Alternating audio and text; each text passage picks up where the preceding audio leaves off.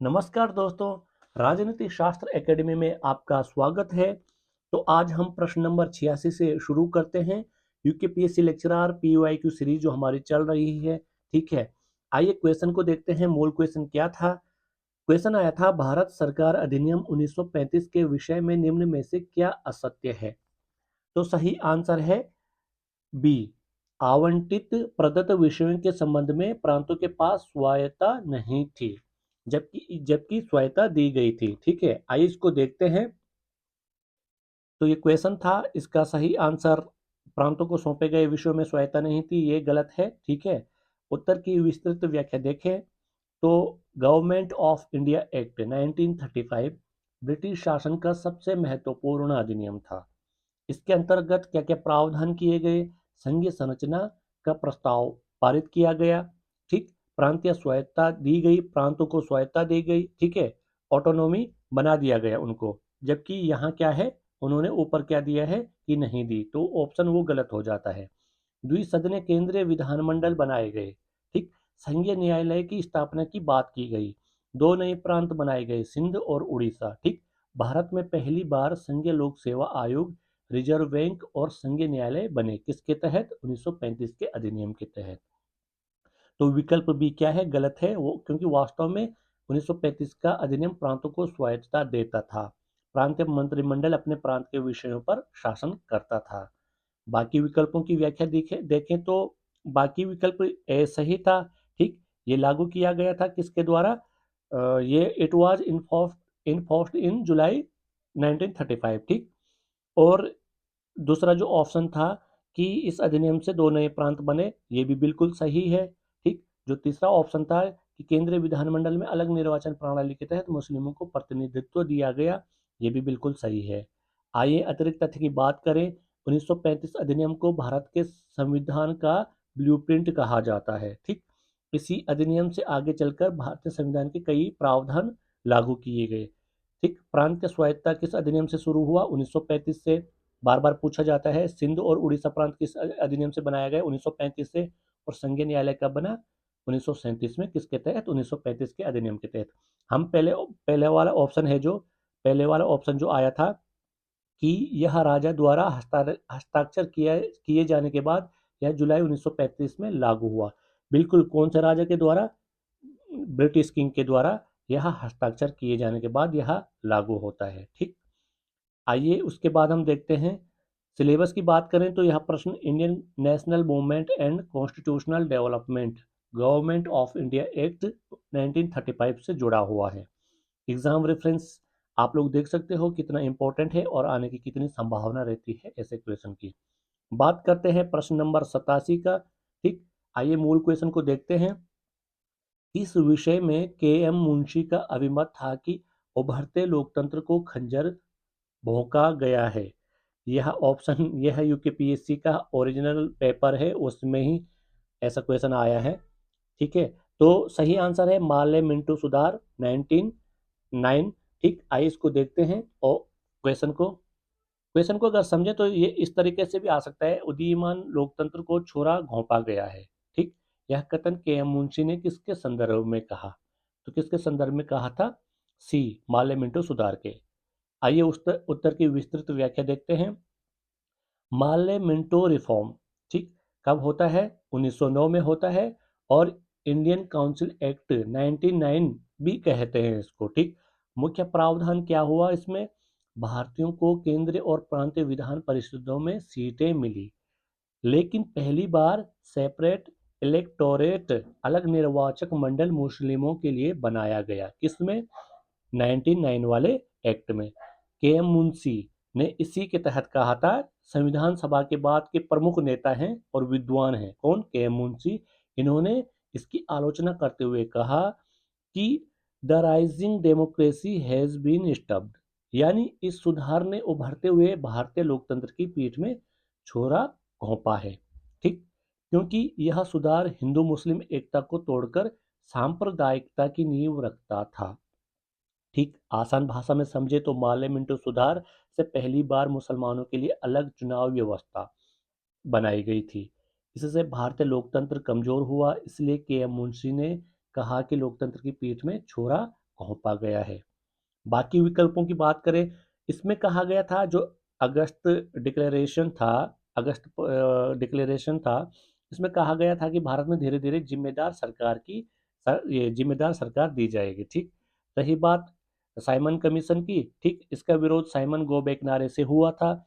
और जो option D था, जिन्ना का जो 14 सूत्रीय फॉर्मूला था, मांग थी 19 और 1929 में, यह जिन्ना का मुस्लिम लीग के लिए विशेष मांगों का दस्तावेज था। तो यह ऑप्शन सही नहीं थे। आइए अतिरिक्त तथ्य की बात करें, तो 1909 के सुधार का दूसरा जो नाम है, माले मिंटो रिफॉर्म्स भी कहते हैं इसको। ठीक, माले मिंटो सुधार। और मार्ले कौन थे? British secretary of state. और मिंटो कौन थे? भारत के वायसराय उस समय। तो क्वेश्चन सेपरेट इस तरीके से भी आ सकता है कि 1909 के सुधार में भारत के वायसराय कौन थे? ठीक, तो मिंटो थे। तो सेपरेट इलेक्टोरेट जो सांप्रदायिक राजनीति की शुरुआत कहाँ से हुई? 1909 के सुधार से होती है। बार बार पूछा जाता है कि सेपरेट इलेक्टोरेट्स की शुरुआत कब हुई? 1909 में हुई। कि सुधार को लोकतंत्र के लिए खतरा कहा गया? तो माले मिंटो रिफॉर्म्स को, या माले मिंटो सुधार को। सिलेबस की बात करें, तो यह प्रश्न Indian national movement and constitutional reforms 1909 से 1947 तक जुड़ा हुआ है। ठीक, और एग्जाम रेफरेंस आप देख सकते हो कितने इंपॉर्टेंट है और आने की कितनी संभावना रहती ऐसे क्वेश्चन की। बात करते हैं प्रश्न नंबर 88 की। तो आइए देखते हैं, क्वेश्चन आया था क्रिप्स मिशन के समय भारत के वायसराय कौन थे? तो सही आंसर है लॉर्ड लिथगो। देखो, ये क्वेश्चन सीधे फैक्चुअल हैं और सीधे डायरेक्ट पूछे गए हैं। तो उत्तर की विस्तृत व्याख्या देखें, तो क्रिप्स मिशन कब आया? 1942 में आता है। द्वितीय विश्व युद्ध के समय ब्रिटिश सरकार ने भारतीय नेताओं को सहयोग के लिए राजी करने हेतु यह मिशन भेजा। इसके प्रमुख कौन थे? सर स्टेफोर्ड क्रिप्स थे। उद्देश्य क्या था? भारत को युद्ध के बाद डोमिनियन स्टेटस या डोमिनियन का दर्जा देने का वादा था। ठीक, लेकिन भारतीय नेताओं, खासकर कांग्रेस मुस्लिम लीग ने इसे अस्वीकार कर दिया। उस समय भारत के वायसराय कौन थे? लॉर्ड लिनलिथगो, जिनका टाइम पीरियड था 1936 से 1943 तक, और सबसे लंबा टाइम पीरियड इन्हीं का रहता है वायसराय में। क्रिप्स मिशन की विफलता के बाद ही कांग्रेस ने भारत छोड़ो आंदोलन, क्विट इंडिया मूवमेंट 1942 में शुरू किया था। आसान भाषा में समझें तो क्रिप्स मिशन 1942 में आया, तब भारत का वायसराय लॉर्ड लिनलिथगो था। ठीक, बाकी विकल्प देखें तो यह क्यों गलत है? वे ब्रिटेन के सेक्रेटरी ऑफ स्टेट थे, वायसराय नहीं। कौन? Lord Birk Birkenhead. और लॉर्ड इरविन की बात करें तो ये 26 से 31 तक भारत के वायसराय थे। और गांधी इरविन जो समझौता होता है 1931 में, यह फेमस है इनके टाइम पे। और जो लॉर्ड फॉर्म स्टोन है, ये ब्रिटेन के प्रधानमंत्री थे, भारत से सीधा संबंध नहीं है इनका। सही उत्तर लिनलिथगो था। अतिरिक्त तथ्य की बात करें, तो लिनलिथगो का टाइम पीरियड तो हमने देख लिया, 36 से 43 है। सबसे लंबे समय तक भारत के वायसराय रहते हैं ये। इन्हीं के समय द्वितीय विश्व युद्ध, अगस्त प्रस्ताव, क्रिप्स मिशन, भारत छोड़ो आंदोलन होता है। ठीक, बार बार पूछा जाता है क्रिप्स मिशन कब आया? तो 1942 में आता है। उस समय वायसराय कौन थे? तो लॉर्ड लिनलिथगो वायसराय थे। क्विट इंडिया मूवमेंट कब शुरू हुआ? 8 अगस्त 1942 को।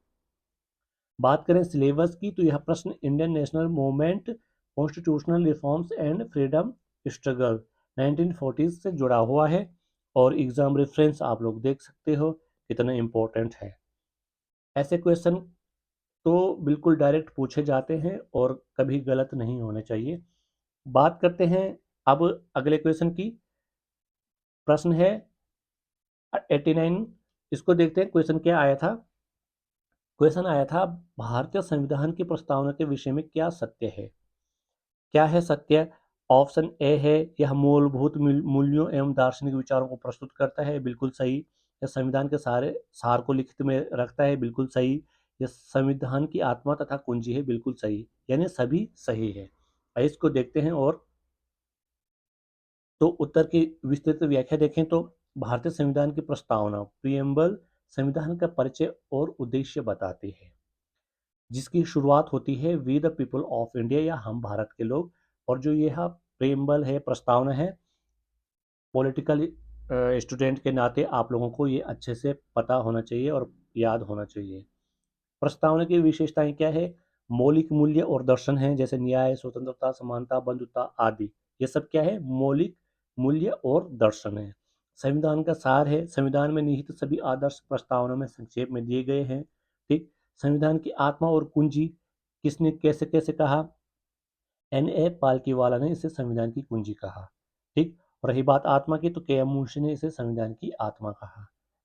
आसान भाषा में समझें तो प्रस्तावना हमें बताती है कि संविधान क्यों बनाया गया और इसकी असली मकसद क्या है। इसका असली मकसद क्या है।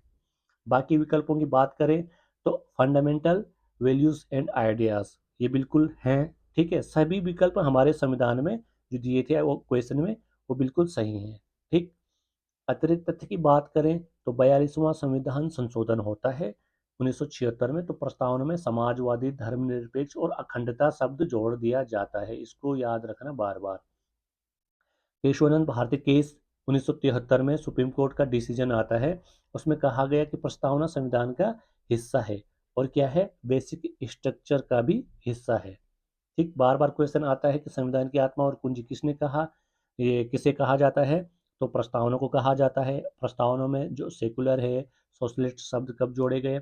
42वां संविधान संशोधन 1976 में। सिलेबस की बात करें तो यह Indian government and politics preamble of the constitution से जुड़ा हुआ है। और एग्जाम रेफरेंस की बात करें तो यह बहुत इंपॉर्टेंट है, ऐसे क्वेश्चन बहुत बार आते हैं, रिपीटेड क्वेश्चन होते हैं।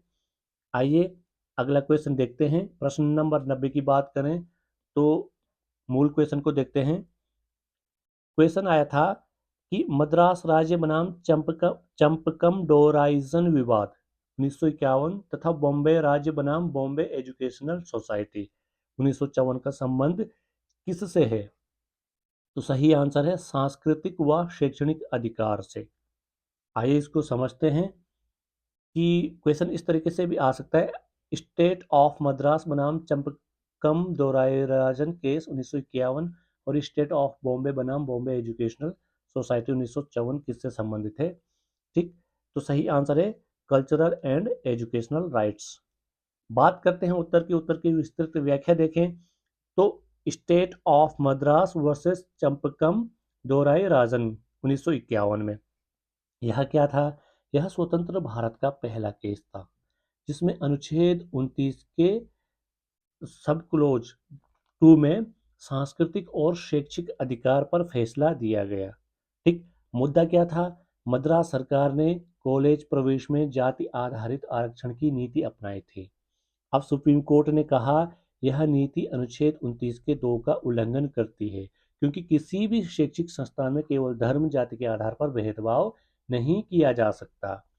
अब इसके बाद क्या हुआ कि इन्होंने क्या किया? संशोधन किया। इसका परिणाम क्या होता है कि इसी फैसले के बाद पहला संविधान संशोधन 1951 लाया गया था। ठीक है, जिसमें भूमि सुधार वगैरह भी हुए थे। ठीक। जिसमें अनुच्छेद 15 का 4 जोड़ा गया। बैकवर्ड क्लासेस के लिए विशेष प्रावधान किए गए। एसटी, ओबीसी, एससी के लिए भी जो शिक्षा शैक्षणिक संस्थान है वहां उनको रियायत देने के लिए। अब दूसरा था state of Bombay versus Bombay educational society 1954। मुद्दा क्या था? अंग्रेजी भाषी अल्पसंख्यक समुदाय के बच्चों को शिक्षा देने का अधिकार। सुप्रीम कोर्ट ने कहा अनुच्छेद 29 और 30 के तहत अल्पसंख्यकों को अपनी भाषा और संस्कृति की रक्षा का अधिकार है। दोनों ही के सीधे सीधे सांस्कृतिक और शैक्षिक अधिकार आर्टिकल 29 और 30 से जुड़े हैं। ठीक। अब बाकी विकल्प की बात करें तो राइट टू कॉन्स्टिट्यूशनल रेमेडीज, संवैधानिक उपचारों का अधिकार था। ये बिल्कुल गलत था, क्योंकि अम्बेडकर के अनुसार संविधान की आत्मा कहा गया, ये उस केस से संबंधित नहीं था। रही बात राइट टू रिलीजन की, तो यह भी उससे संबंधित नहीं था, यह धर्म से स्वतंत्रता से जुड़ा हुआ है, धार्मिक स्वतंत्रता से। ठीक। रही बात राइट अगेंस्ट एक्सप्लॉयटेशन, जो अनुच्छेद 23 से 24 में है, शोषण के विरुद्ध अधिकार। ठीक। यह जबरन मजदूरी और बाल श्रम से जुड़ा है, न कि शिक्षा और अल्पसंख्यक अधिकार से। अतिरिक्त तथ्य की बात करें तो अनुच्छेद 29 क्या है? सांस्कृतिक और भाषा की रक्षा का अधिकार, और 30 क्या है? अल्पसंख्यकों का शैक्षणिक संस्थान स्थापित और प्रबंध करने का अधिकार। अब पहला संविधान संशोधन होता है 1951 में, अनुच्छेद 15 के 4 में जोड़ा जाता है SC ST OBC के लिए आरक्षण दिया जा सके इनके आधार पर। ठीक, अब बात करते हैं, बार बार पूछा जाता क्वेश्चन, चंपकम दोराई राजन केस 1951 किस अधिकार से जुड़ा है। ठीक, ये क्वेश्चन बार बार आता है, ध्यान रखना। यह सांस्कृतिक और शैक्षिक अधिकार से जुड़ा हुआ है। किस केस के बाद पहला संविधान संशोधन हुआ? चंपकम दोराई राजन केस। ठीक, हालांकि उस समय कई सारे हुए थे, भूमि सुधार भी हुआ था, उसके परिणाम से पहला संविधान संशोधन करना पड़ा। सिलेबस की बात करें तो यह प्रश्न Indian government and politics, fundamental rights, cultural and educational rights, article 29 to 30 से जुड़ा हुआ है। ठीक, एग्जाम रेफरेंस आप लोग देख सकते हो कितना इम्पोर्टेंट है और इसके आने की कितनी संभावना रहती है। दोस्तों, आज के लिए बस इतना ही।